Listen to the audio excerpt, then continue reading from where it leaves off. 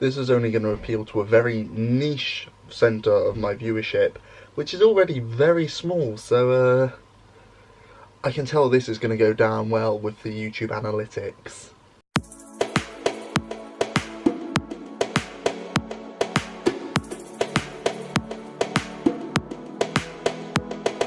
Hey all you Hillmaniacs, it's Hillmanator, and today I wanted to introduce something new to my channel as a way for me to rant. You guys know that I absorb an obscene amount of pop culture, whether that be film, television, books, music in general, just pretty much anything I can get my hands on. You also know that I like complaining. I figured why not combine my two favourite hobbies? Absorbing random bits of information about things and tearing things apart. And thus was born this new series which I am dubbing Pedantic Pop Culture. I think I did that the wrong way round, but who knows. So in this series I am going to be taking a particular element from pop culture in general, be that a narrative device, a particular character arc that is overused, a trope, or even a very specific event from one particular film or element, and I will be examining this event or whatever in terms of pop culture as a whole, or in terms of that specific thing that it is related to, and I will basically be overanalyzing it and tearing it apart, and then I'm going to try and see if I can put it back together in a way that pleases me better, basically. As I said, it's pedantic. Most of this stuff is nitpicky, to be honest, but it irritates me personally, and I'm sure it irritates some other writers and readers, because obviously you guys know I read, I watch, and I also do write on the side. Not very well, I might add, but I am currently in the process of writing a script. I'm also writing, in fact I'm writing multiple scripts now. I am also writing a fanfic stuff, and I am technically in the process of writing a book. However, the book is very far off right now. It's not going to be happening for a while. Josh, do you have any actual qualifications to talk about this in detail? Like, how do you know that you are the correct person to talk about this? What gives you the right? Well, I mean, I got an A at English at GCSE, so I think we're good. In all honesty, don't take anything I say as law, but this is just stuff that bugs me and I want to talk about it. With that said, welcome to the first episode of Pedantic Pop Culture. So the first thing that I wanted to talk about was dragons. Now, you guys know, or some of you do, that I'm a very big fan of fantasy and sci-fi as well, but my personal favourite movie is Lord of the Rings: Return of the King. The Lord of the Rings books I've loved, and I have read them. I'm currently trying to get my hands on Beren and Luthien, which is another Tolkien book, but I have read all of the Lord of the Rings, all of the Hobbit, and more or less most of the Silmarillion. I've also done a lot of research into Tolkien's world. Tolkien isn't the only sort of dragon stuff though that I'm interested in, as some of you may know, not many of you, but there was a book that came out in the 2000s, I believe, called Dragonology, which really sparked my interest in dragons, to be honest. But it was written from the perspective of this guy called Drake, who was a dragonologist. Nice inside joke for you, by the way. I'll get back to that later. It basically aimed to teach people about dragons, and I found that really interesting. So dragons have more or less always been a part of my life, and I'm fed up with them. And the thing is, it's not the dragons' fault, it's the writers. Because regardless of all of the dragon's attributes, they're all labelled the same way, as a dragon.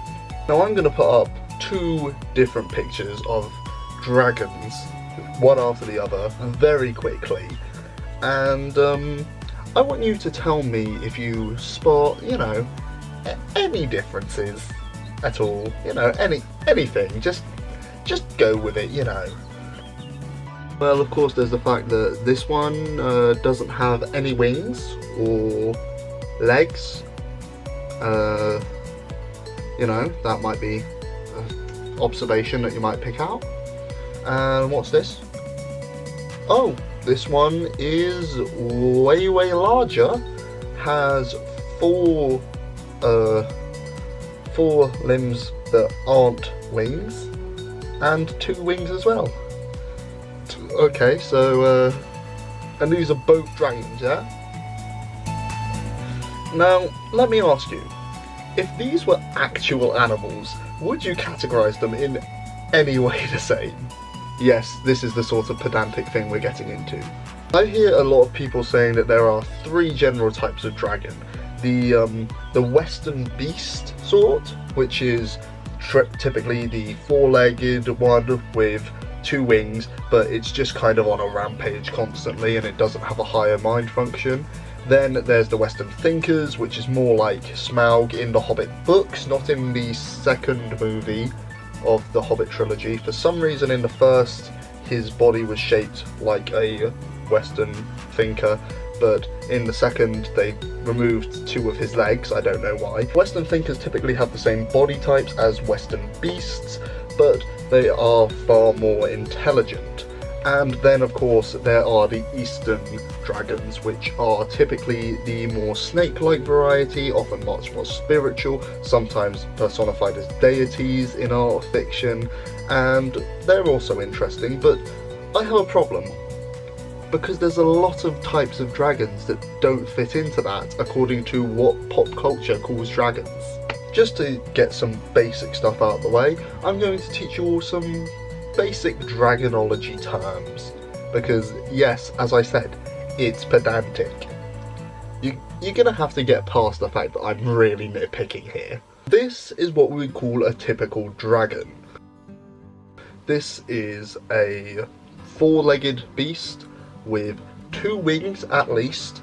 It can breathe fire, it's typically very large, and is massively dangerous and almost impenetrable by scales. It can't be pierced normally.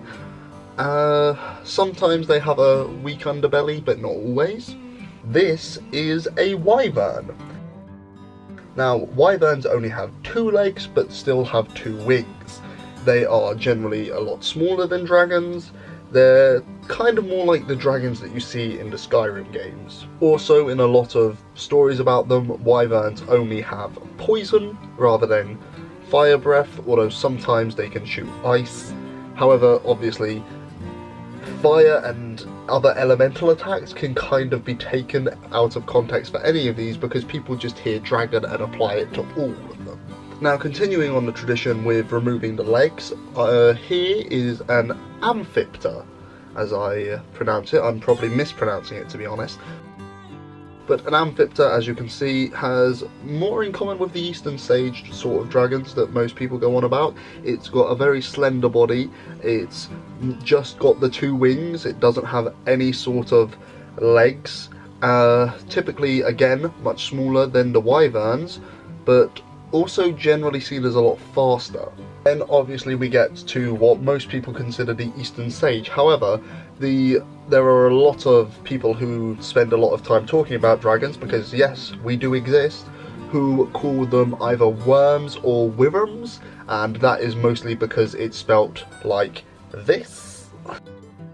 I will pronounce it wyrm just to make it obvious and penetrate your head, but yes, they have no legs, no wings. They are sometimes still shown flying just through magical means, and we don't quite know.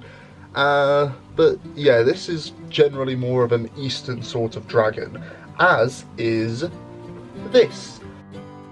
This is known as the lindworm or lindworm. This one has basically the same attributes as the wyrm, but the lindworm also has at least 2 legs. In not many cases, but in some, the lindworm will be shown with 4 legs. However, that one is harder debate, and that is because there is another type of dragon which has 4 legs, namely the drake. Remember earlier when I said that that was an inside joke with dragonologists? Yeah. Drakes are typically massive, but nowhere near as large as actual dragons. They don't have any wings, but they have 4 legs, and they have the most armor plating typically.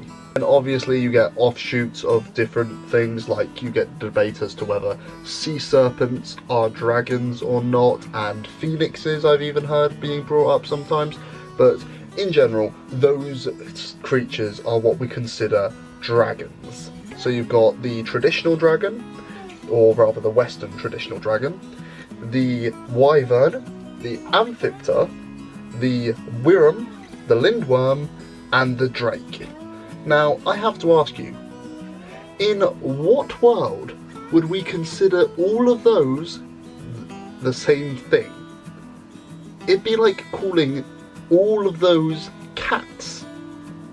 They are biologically very different.